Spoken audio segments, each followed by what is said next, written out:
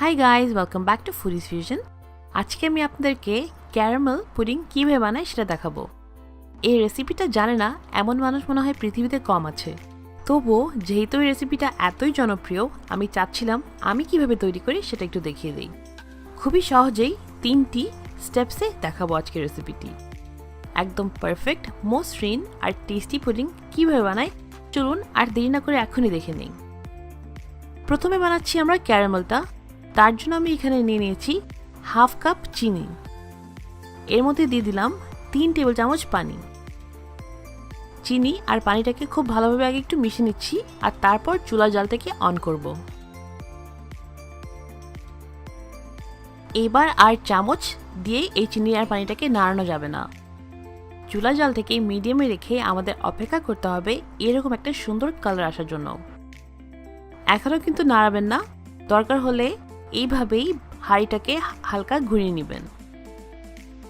ক্যারামেলটা প্রায় হয়ে গেছে, দেখতে পাচ্ছেন বেশ ডার্ক হয়ে যাচ্ছে। এখন সাথে সাথে নামিয়ে যে বাটিটাতে আমরা পুডিংটা বানাবো সেখানে ক্যারামেল সসটাকে ঢেলে দিতে হবে। ক্যারামেলটা সেট হতে থাক, এরই মাঝে চলুন আমরা পুডিংটার কাস্টার্ডটা তৈরি করে নিই। 3টা রুম টেম্পারেচারে রাখা ডিম দিয়ে দিচ্ছি। ডিমগুলি লার্জ সাইজে। ডিমটাকে আমি হালকা উইস্ক করে নিচ্ছি। অনেক বেশি মেশাতে যাবেন না, তাহলে অনেক বাবলস হয়ে যাবে, যেটা আমরা একদমই চাই না। ভালোভাবে ডিমটা মিশিয়ে নিয়েছি, তারপর দিয়ে দিলাম এখানে হাফ কাপ চিনি। আপনারা পুডিংটা কতটুকু মিষ্টি চান সেটা আপনাদের উপর ডিপেন্ড করে। এখানে আছে 1.5 কাপ লিকুইড মিল্ক। আমি 3 কাপ দুধ জাল দিয়ে ঘন করে নিয়েছি আর সেটাকে 1.5 কাপ বানিয়ে ব্যবহার করছি। এটার বদলে কিন্তু আপনারা ইভাপোরেটেড মিল্ক ইউজ করতে পারেন অথবা এমনি দুধ জাল দিয়ে ঠান্ডা করে ইউজ করতে পারেন। 1 চা চামচ ভ্যানিলা এসেন্স দিয়ে দিয়েছি। আরেকটা কথা, দুধটাকে একটু ঘন করে ইউজ করলে পুডিংটা আরও বেশি টেস্টি হয়, সেই কারণে আমি পুডিংটার জন্য দুধটাকে ঘন করে নিয়েছি। দুধ, চিনি, ভ্যানিলা এসেন্স এবং ডিম খুব ভালোভাবে মিশিয়ে নিতে হবে।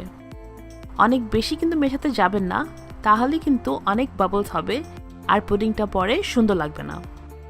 দেখতে পাচ্ছেন ক্যারামেলটা খুব সুন্দর করে এবার সেট হয়ে গেছে।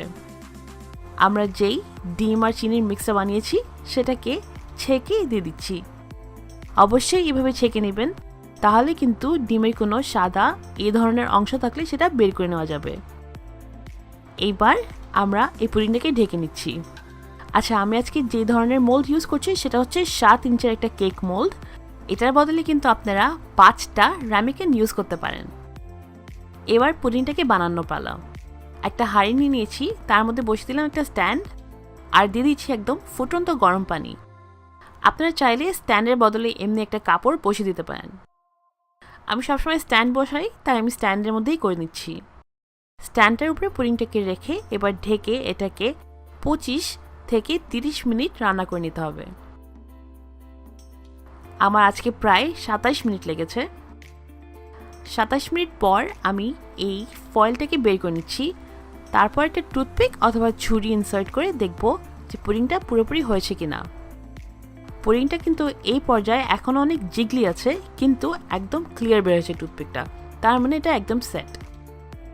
এখন এটাকে রুম টেম্পারেচারে আনবো আর তারপর ফ্রিজে কমপক্ষে 3 ঘন্টার মতন রেখে দিতে হবে। সারা রাতও রেখে দিতে পারেন। 3 ঘন্টা পর পুডিংটাকে ফ্রিজ থেকে বের করে নিচ্ছি এবং সাইডসগুলিকে এইভাবে একটু ছুটিয়ে নিতে হবে। তারপর উপর দিয়ে একটা প্লেট দিবেন আর পুডিংটাকে বের করে নেবেন।